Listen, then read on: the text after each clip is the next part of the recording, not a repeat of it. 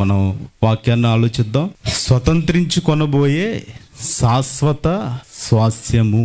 మరి స్వతంత్రించుకొనబోయే శాశ్వత స్వాస్థ్యము అంటే స్వతంత్ర దినోత్సవం కాదండి. మరి దాని గురించి మాట్లాడాలి, దాని గురించే మాట్లాడతారు, ఇలాగా మైండ్లో మనం ఫిక్స్ అయిపోయి వస్తాం, అవునా కదా? ఇలా మాట్లాడాలి, మాట్లాడుకోవాలి అని ఫిక్స్ అయిపోయి వచ్చినప్పుడు ఇక్కడ స్వతంత్రం అంటే ఏంటో తెలియాలి. ఫస్ట్ స్వాతంత్రము అంటే ఏంటో తెలియాలి. స్వాతంత్రము అంటే ఏంటో తెలియకుండా స్వాతంత్ర దినోత్సవం చేసుకున్న వాళ్ళు కూడా ఉన్నారా లేరా? ఉన్నారండి. ఇప్పుడు మీరు వెళ్ళి అడగండి, స్వాతంత్ర దినోత్సవం ఎందుకు జరుపుకుంటారు అని అడగండి, తెలియదు. పోనీ స్వాతంత్రం ఎందుకు వచ్చింది అని అడగండి, తెలియదు. కానీ నాకు స్వాతంత్రం వచ్చింది అంటారు, అవునా? ఈరోజు యేసుక్రీస్తు వారి రక్తం ఉంది కదా, ఎప్పుడు ఆయన 2000 సంవత్సరాల క్రితం కార్చాడు, అవునండి? చాలా జాగ్రత్తగా వినండి, ఇది చాలా ముఖ్యమైన పాయింట్. 2000 సంవత్సరాల క్రితం ఆయన రక్తం కారిస్తే ఇప్పుడు మిమ్మల్ని ఎలా క్షమిస్తుంది అని అడుగుతున్నారు కదా, అడుగుతున్నారా? ఎప్పుడో మీ యేసుక్రీస్తు 3 మేకులు కొట్టేసి, ఏమండి, కొరడా దెబ్బలు తిని ముళ్ళు కిరీటం పెట్టుకుని ఆయన రక్తం కారిస్తే ఇప్పుడు మీకు ఎలా రక్షణ వస్తుంది అని అడుగుతున్నారా? మరి ఎప్పుడో స్వతంత్ర దినోత్సవం, స్వతంత్రం వస్తే ఇప్పుడు నువ్వు ఎలా చేస్తున్నావు? అర్థమైందండి? మరి అప్పుడు వచ్చిన స్వాతంత్రం వాళ్ళకి కదా, నీకు వచ్చినట్టు ఎందుకు ఫీల్ అవుతున్నావు? అప్పుడు వారికి వచ్చింది కదా, నీకు వచ్చిందని ఎందుకు చెప్పుకుంటున్నావు? మా దేశానికి స్వాతంత్రం వచ్చిందని ఎందుకు చెప్పుకుంటున్నావు? ఎప్పుడో వారు కష్టపడ్డారు కాబట్టి. అలాగే యేసుక్రీస్తు వారు నీ కొరకు, నా కొరకు అప్పుడు ప్రాణం పెట్టారు కాబట్టి ఇప్పుడు నీకు పాప క్షమాపణ దొరుకుతుంది. ఈ విషయం చాలా మందికి అర్థం కాదండి. ఎందుకంటే ఇష్టం వచ్చినట్టు మాట్లాడకూడదు. బైబిల్ అనేసరికి ఇష్టం వచ్చినట్టు. కాబట్టి ప్రియమైన దేవుని పిల్లలారా, స్వాస్థ్యము అనగానే ఏంటి? స్వాస్థ్యము అంటే ఏంటి? స్వాస్థ్యము ఆస్తి. ఇప్పుడు మనం డబ్బుని ఆస్తి అనుకుంటాం కదా, లేకపోతే ఈ బిల్డింగ్ని ఆస్తి అనుకుంటాం. లోకంలో అంతే కదండి, దాన్నేనా అనుకుంటారు, వేరే దాన్నా? లోకంలో అనుకునేది ఏంటి? మీకు దొరికే డబ్బు, మీకు దొరికే ఇల్లులు కానీ, మీకు ఏదైతే లోకంలో దొరుకుతుందో వాటిని ఆస్తి అనుకుంటారు. అదే మీ స్వాస్థ్యం. కానీ దేవునిలోకి వచ్చేసరికి అది లేదండి, అలా లేదు, అలా కనిపించదు మీకు బైబిల్లో. అయితే ఇజ్రాయేలీలకి ఇచ్చాడు కదా, మరి ఇజ్రాయేలీలకి ఇచ్చిన ఆస్తులు ఉన్నాయి కదా, అలాగని కొత్త నిబంధనలో కూడా ఆస్తులు సంపాదించుకున్నారు కదా. మరి ఆ స్వాస్థ్యాలు కావా అంటే కావు. అవి ఈ లోకానికి మాత్రమే పరిమితం. అయితే విశ్వాసులకు తండ్రి అని ఎవరిని చెప్పుకుంటాం మనం? అబ్రహాము గారు ఒక స్వాస్థ్యాన్ని కొనుక్కున్నారంట, ఒక ఆస్తిని సంపాదించుకున్నారంట. చూడండి, అబ్రహాము గారు ఆదికాండము 23వ అధ్యాయము, ఆదికాండము 23వ అధ్యాయము 8వ వచనం నుంచి చదవండి. మృతి పొందిన నా భార్యను నా ఎదుట ఉండకుండా నేను పాతి పెట్టుట మీకు ఇష్టమైతే నా మాట వినుడి. సోహారు కుమారుడైన ఎఫ్రోము తన పొలము చివరను, ఏమండి మళ్ళీ చదవండి.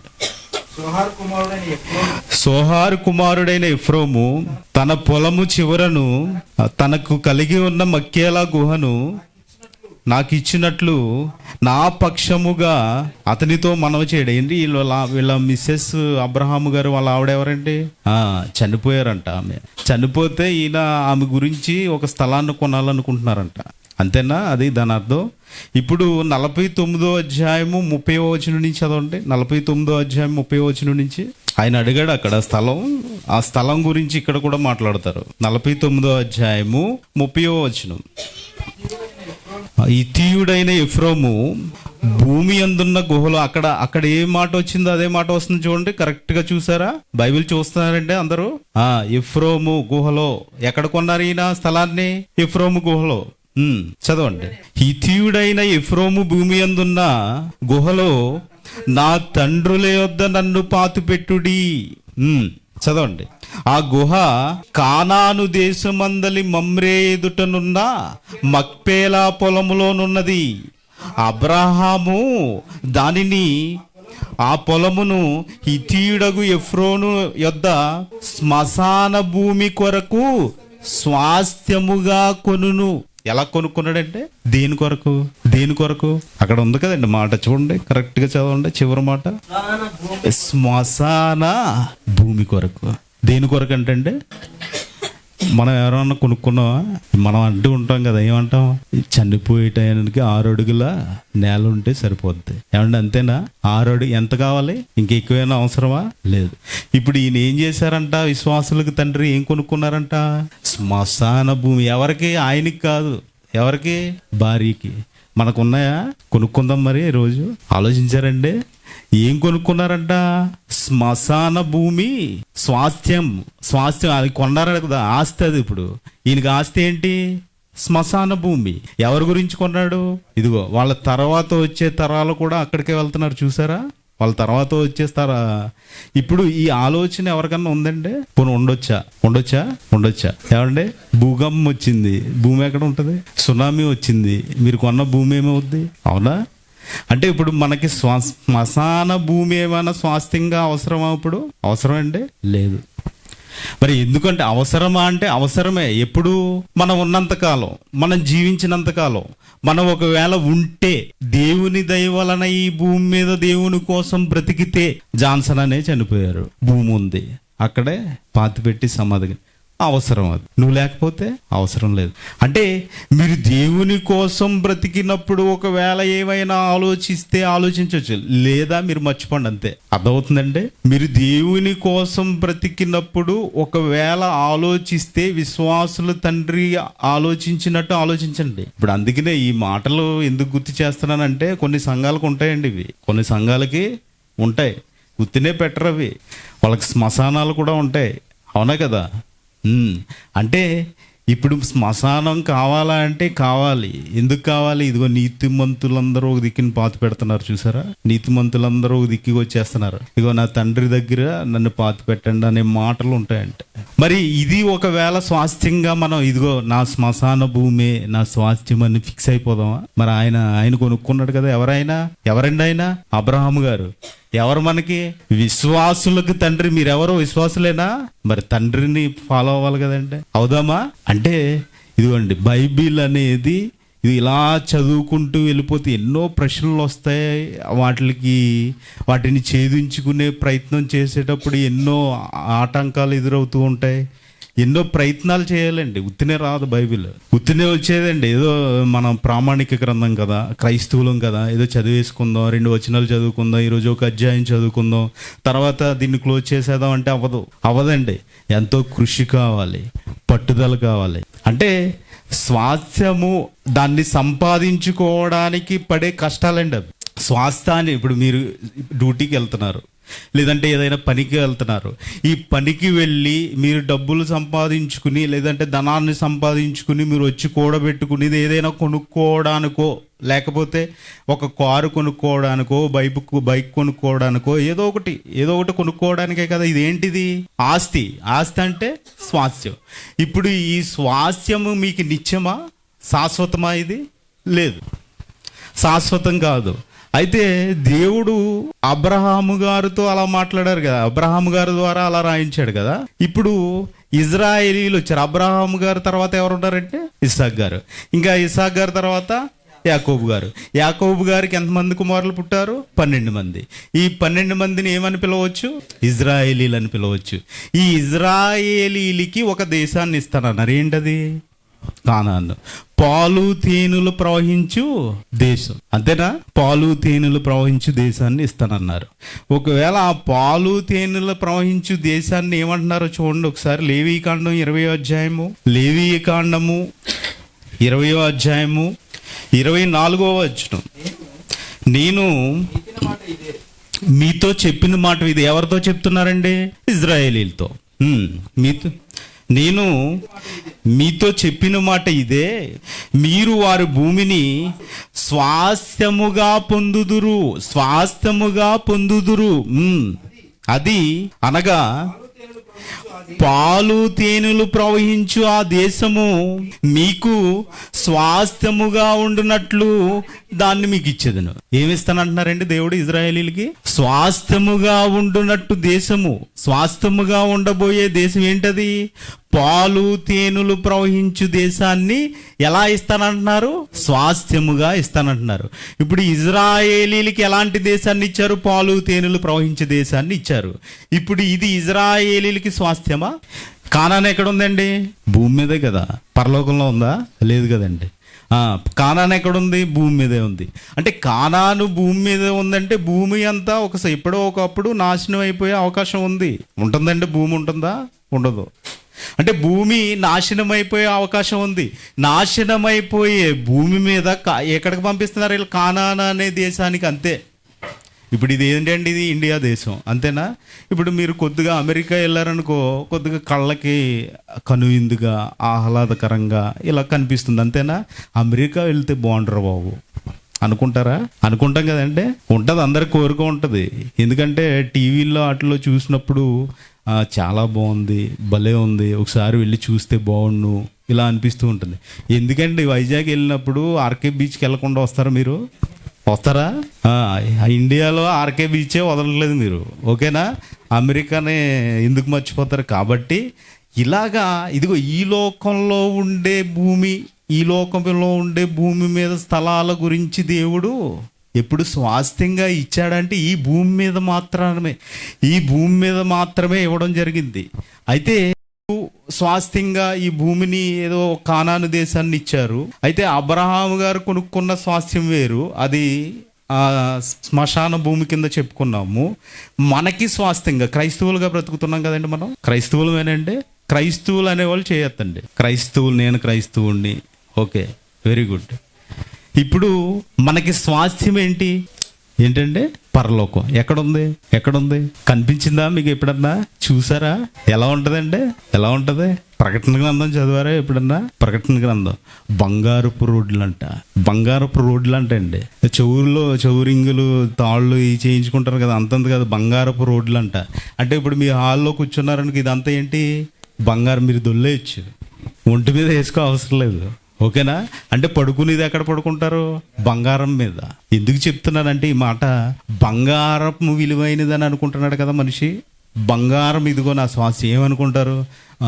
ఇంట్లో కొద్దిగా బంగారం ఏదన్నా కొనుక్కుంటే ఎప్పుడన్నా పెళ్ళికో లేకపోతే ఇల్లు కట్టుకోవడానికో ఇలా బంగారం దాచుకుంటే ఎప్పుడొకప్పుడు ఉపయోగపడుతుంది అనుకుంటారు, అవునా కదండి? దానికంటే విలువైనది పరలోకం. పరలోకం. ఈ భూమి మీద దొరికే బంగారం కాదు.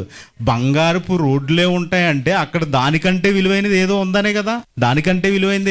కదండి. వాళ్ళకి విలువైనది ఏంటో అప్పుడే చెప్పేశాడు. ఇజ్రాయేలీలకి పని చేయమని చెప్పాడు కదా. ఇదిగో లేవీయులకి నా పని చేయండి, ఇదిగో స్వాస్థ్యంగా, ఇదిగో 11 గోత్రాలు ఉన్నారు కదా, వీళ్ళకి సేవ చేయండి అని పంపించారు కదా. వాళ్ళకి చెప్పేశాడంటే ఏంటి మీ స్వాస్థ్యం ఏంటో తెలుసా అని చెప్పేశాడండి. ఏమంటున్నాడు చూడండి, ఇజ్రాయేలీలకి స్వాస్థ్యం ఏంటో. ద్వితీయోపదేశకాండం 10వ అధ్యాయం 9వ వచనం.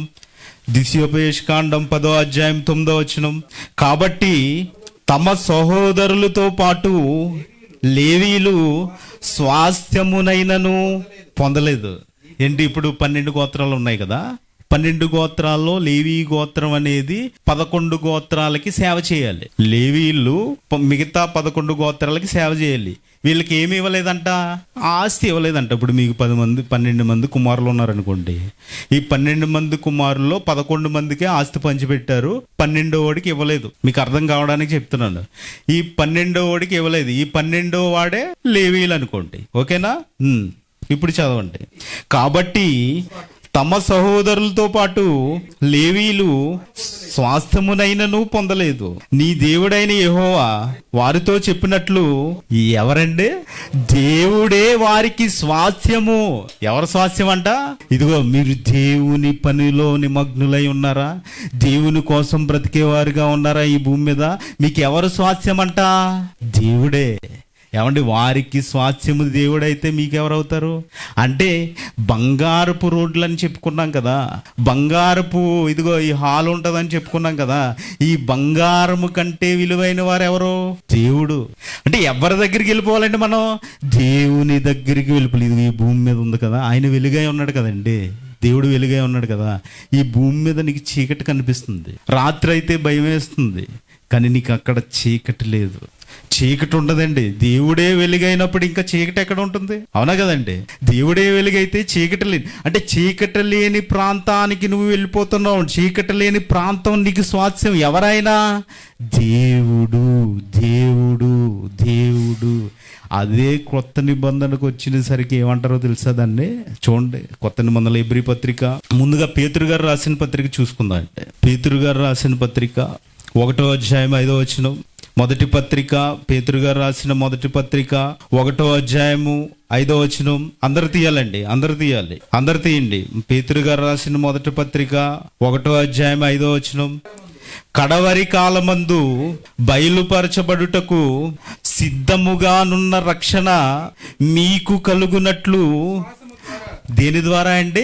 విశ్వాసము ద్వారా దేవుని శక్తి చేత కాపాడబడు మీ కొరకు. కామా ఉంది చూడండి, అక్కడ కామా ఉంది. మీ కొరకు ఏ స్వాస్థ్యము? ఏ స్వాస్థ్యము? ఏ స్వాస్థ్యం అంటే కింద చెప్తున్నా, ఆ స్వాస్థ్యము పరలోకమందు భద్రపరచబడి ఉన్నదని. ఎక్కడుందంటే ఇప్పుడు మీ స్వాస్థ్యం ఎక్కడుంది? మనం ఏం చెప్తాం? మాకు ఊర్లో 10 ఎకరాల భూమి ఉందండి, అదే నా ఆస్తి. అవునా? అంతేనండి. నాకు హైదరాబాద్లో 3 ఫ్లాట్లు ఉన్నాయి, అదే నా స్వాస్థ్యం. ఈ మధ్యనే రీసెంట్గా అమెరికాలో కూడా ఫ్లాట్ తీసుకున్నానండి, అదే. ఇంకా కొంతమంది ఏం చేశారు? చంద్రుడి మీద తీసుకున్నారంట. ఎక్కడండి? కొన్ని కోట్లు పెట్టి, అదే వారి స్వాస్థ్యం. ఏమంటున్నారంటే ఇక్కడ ఎక్కడ ఉందంట? పరలోకంలో భద్రం చేయబడి ఉంది. ఏంటది? మన స్వాస్థ్యము, మన ఆస్తి. మరి ఎలా వస్తుందండి ఆస్తి? ఇప్పుడు మీకుందా? నాకు పరలోకంలో ఆస్తి ఉందండి, నేను ఆల్రెడీ సమకూర్చుకున్నాను అని వాళ్ళు చేయొద్దంటే, నేను పరలోకంలో ఆస్తిని సమకూర్చుకున్నాను. ఆస్తి అంటేనే ఏంటో తెలియదు, మళ్ళీ ఈయన సమకూర్చుకున్నాడు అంటాడేంటి? ఏమండి? ఆస్తి అంటేనే ఏంటో మాకు తెలీదు, మళ్ళీ అది ఇక్కడ కాదంట పరలోకంలో అంట. ఎవడన్నా చూసి వచ్చాడా? ఎప్పుడన్నా వెళ్ళామా మేము? ఏమండి? ఒకవేళ ఇదిగో ఇక్కడ నుంచి ఏంటది హైటెక్ సిటీయా, హైటెక్ సిటీ వెళ్తే అక్కడ ఎలాగా ఆస్తులు కొనుక్కోవాలో ఏంటో మాకు తెలుస్తుంది. లేదు ఇది కామారెడ్డి లేకపోతే మెదక్ ఇటు వెళ్తే ఏమైనా ఆస్తులు కొనుక్కోవాలో మాకు తెలియదు. పరలోకం ఎక్కడ వెళ్ళామండి మేము? పరలోకం వెళ్తే కదా ఆ ఆస్తి ఏంటో మాకు తెలిసేది. అవునండి? పరలోకం వెళ్తే ఆ ఆస్తి ఏంటో మాకు తెలుస్తుంది. మరి పరలోకం వెళ్లకుండా ఈయనేంటి చెయ్యేస్తామన్నాడు. ఇప్పుడు ఎవరు ఎత్తలేదు, అది నా బాధ. ఇప్పుడు మీరు ఎవరన్నా ఎత్తే నాకు ఏమైనా కోఆపరేట్ చేస్తారేమో అనుకున్నాను నేను. ఏమండి? ఎత్తుతారా ఇప్పుడు కన్నా ఎవరన్నా? ఏంటి ఆస్తి కనిపించిందా? టైం అయిపోతుంది, మనకి వెళ్ళొద్దా ఇంటికి? చెప్పేసుకుందామా ఆస్తి ఏంటో? ఓకే. కొలస్సీ పత్రిక 1వ అధ్యాయం 12వ వచనం చదవండి. 1వ అధ్యాయం 12వ వచనం. కొలస్సీ, మీరు సంపూర్ణ జ్ఞానమును ఆత్మ సంబంధమైన 9, 12 కలుపు ఉంటాయి కదండి. చూడండి, అందరు తీసారా? కొద్దిగా లెంత్ ఉంటుంది, చూడండి, అందరూ చూడండి.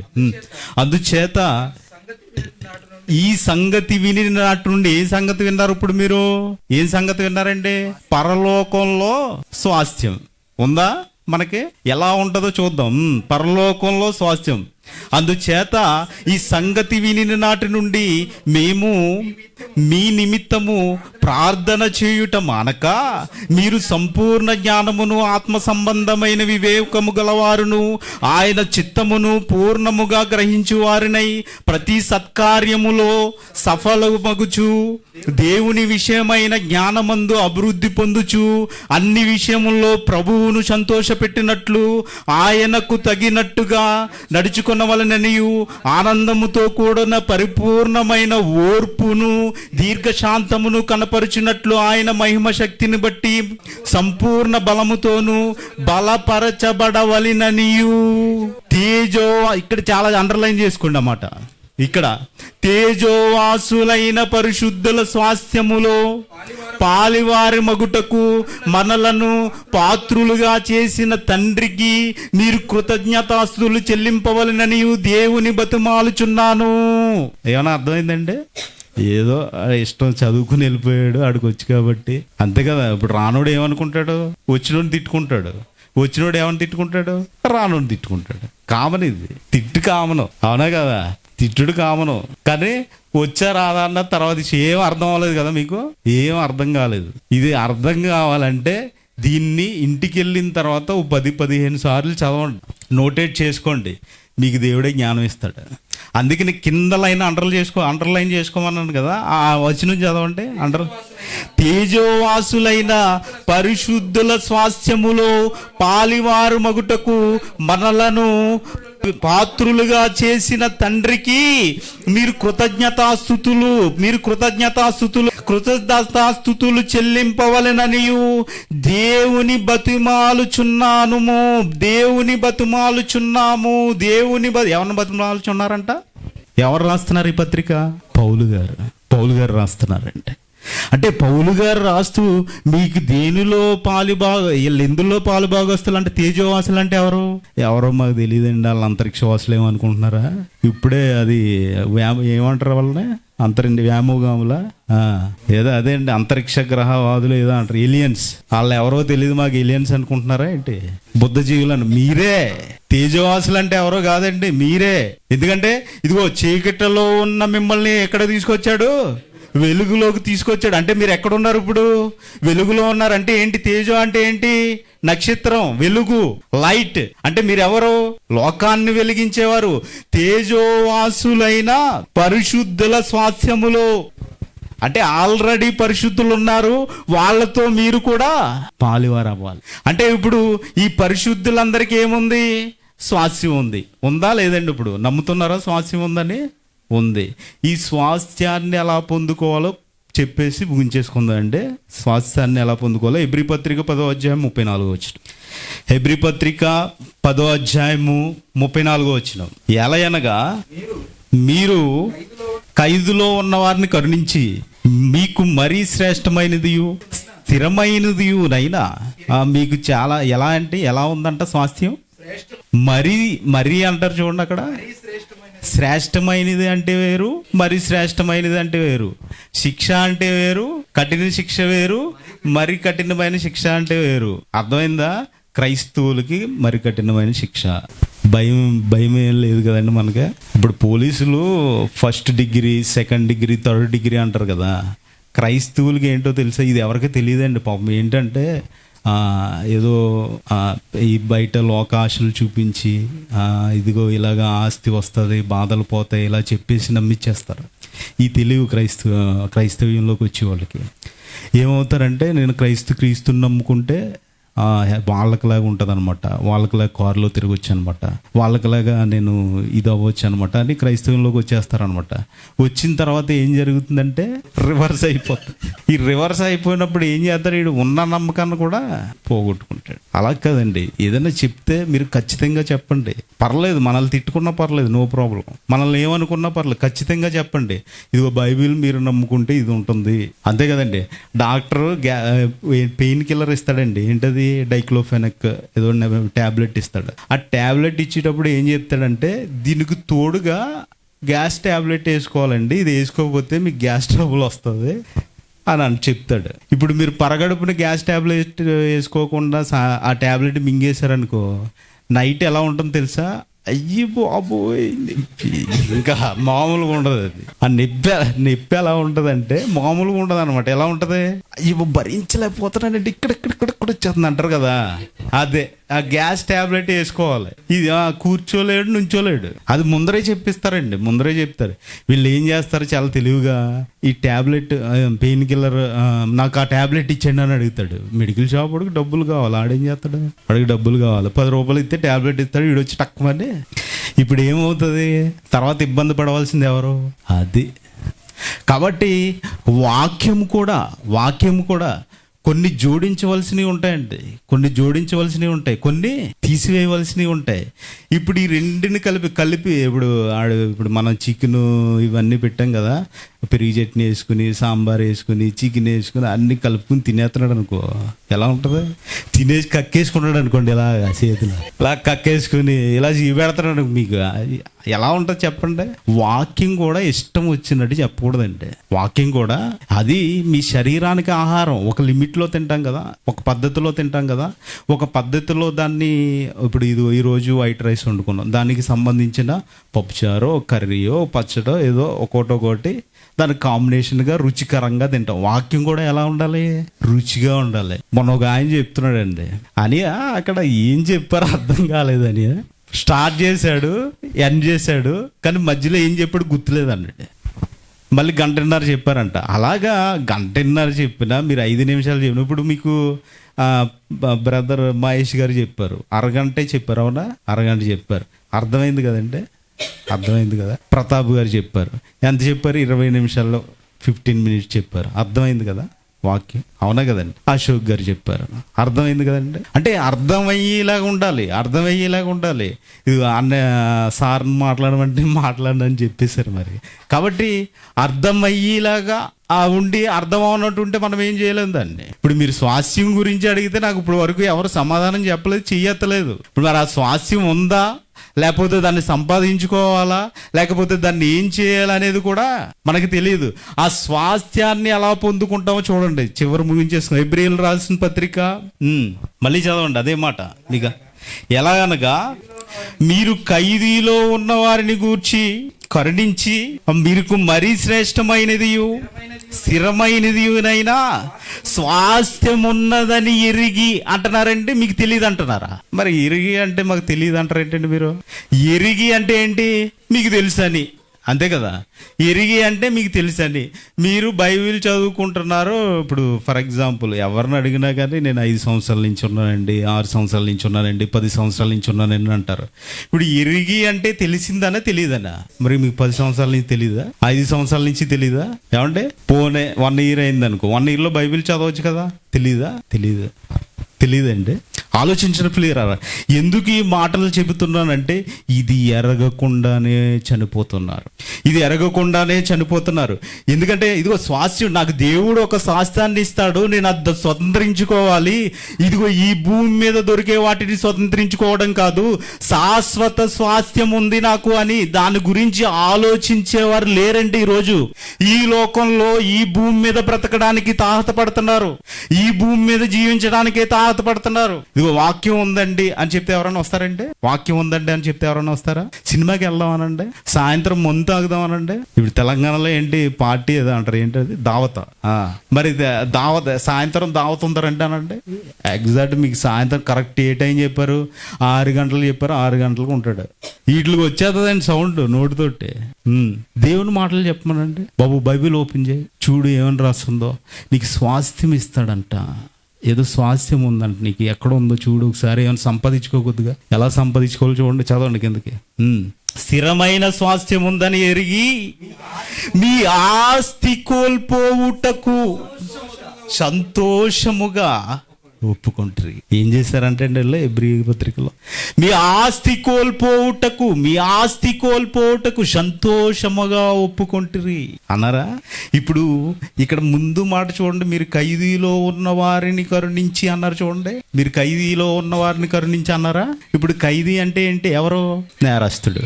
ఎక్కడంటే పోలీస్ స్టేషన్లో ఉన్న వాళ్ళ. ఎవరు ఖైదీలు అంటే? ఎవరు? చెరసాల్లో ఉన్న వాళ్ళ. ఇప్పుడు మనం ఏం చేయాలి అయితే? పోలీస్ స్టేషన్కి వెళ్ళి బాబు ఖైదీలను వీళ్ళందరినీ చూసుకుని ఖైదీల దగ్గరికి వెళ్ళి వాళ్ళని ఏం చేయాలి? ఇప్పుడు కరుణించాలి. జైలు దగ్గరికి వెళ్ళి జైలర్ గారు ఇదిగో ఇతన్ని కరుణించండి, ఆగస్టు 15 కదా ఈరోజు, అంతే కదండి, ఆగస్టు 15 కదా విడిచిపెడతారు. ఇలాగా ఇప్పుడు మనం పోలీస్ స్టేషన్కి వెళ్ళి ఖైదీల దగ్గరికి వెళ్ళి వాళ్ళని ఏం చేయాలి? ఇప్పుడు బాబు జైలర్ గారు వాళ్ళని కరుణించండి, కొద్దిగా ఆగస్టు 15 కదా, మరి వాళ్ళు ఏదో చేసేసారు, వ్యభిచారం చేశారు, దొంగతనం చేశారు, పాపం చేశారు, ఏదో చేసేసారు. ఒక 1 ఇయర్ అయింది, 2 ఇయర్ అయింది. ఈ రోజు ఆగస్టు 15 మీరు క్షమిస్తారు కాబట్టి వాళ్ళని కూడా క్షమించేయండి అని విడిపించుకుని రావాలా వెళ్ళి? ఏమండి అదేనా పౌలు గారు చెప్తున్నారు? చూడండి ఆ మాట మళ్ళీ చదవండి ఫస్ట్ నుంచి. ఎలాగనగా మీరు ఖైదీలో ఉన్న వారిని కరుణించి, ఖైదీలో ఉన్న వారిని కరుణించంటే ఇప్పుడు మిమ్మల్ని జైలుకి వెళ్ళమని ఏం చెప్పట్లేదండి, లేదంటే హైకోర్టుకి వెళ్ళి హైకోర్టు నుంచి ఏం తీసుకురమ్మని అంటలేదు. ఖైదీలో ఉన్నవారు అంటే పాపములో బ్రతుకుతున్నవారని. అంటే ఇప్పుడు మీరేం చేయాలి? పాపములో ఉన్నవారిని కరుణించాలి. పాపములో ఉన్నవారిని ఏం చేయాలి? కరుణించాలి. కరుణించడం అంటే ఏంటి? మీరు రక్షింపబడ్డారు కదా, మీరు బాప్తిసం తీసుకున్నారు కదా, మీరు క్రీస్తులోకి వచ్చేసారు కదా, మీరు క్రీస్తు రాజ్యంలో ఉన్నారు కదా, మీరు క్రీస్తు కోసం బ్రతుకుతున్నారు కదా. మీరు ఎలా అయితే బ్రతుకుతున్నారో పాపములో ఉన్న వారిని మీరు కరుణించి సంఘంలో చేర్చాలి. పాపములో ఉన్న వారిని కరుణించి మీరు ఎప్పుడైతే సంఘంలో చేరుస్తారో ఎలా చేర్చాలంట? ఇప్పుడు చదవండి కిందకి. అర్థమైంది కదండి ఈ మాట? ఫస్ట్ లైన్ అర్థమైంది కదా? ఇప్పుడు చదవండి. మరీ శ్రేష్టమైన స్థిరమైనదియు, మరీ శ్రేష్టమైనదియు స్థిరమైనదియు అయినా స్వాస్థ్యం ఉన్నదని ఎరిగి, మీ ఆస్తిని అయినా కోల్పోవచ్చు, ప్రాబ్లం ఏం లేదు. మీ దగ్గర 100 రూపాయలు ఉన్నాయి, ఇదిగో వాక్యం వినిపించడానికి ఆమె 100 రూపాయలు ఖర్చు పెట్టి ఒకరిని తీసుకురా, మీ ఆస్తిని కోల్పోవచ్చు. దేనికోసం? స్థిరమైన స్వాస్థ్యము కోసం, శాశ్వత స్వాస్థ్యము కోసం మీరు ఏం చేయాలి? ఈ భూమి మీద ఒక పాపిని రక్షించాలంటే అప్పుడే మీకు ఆ ఆస్తి సమకూర్చబడుతుంది. ఏంటది?